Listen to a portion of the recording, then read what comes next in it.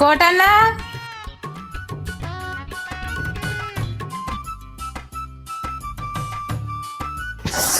ఏందయ్యా లగింత పొద్దు వదిలేసినావు?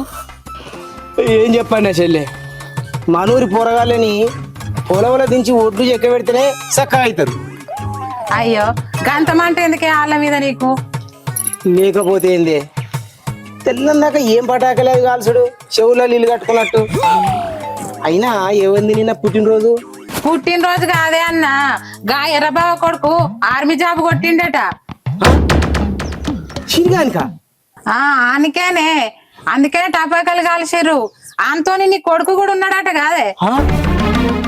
నా ఇజ్జతి ఈనం మానం అంతా పోయిందా ఎరువుని ముంగట.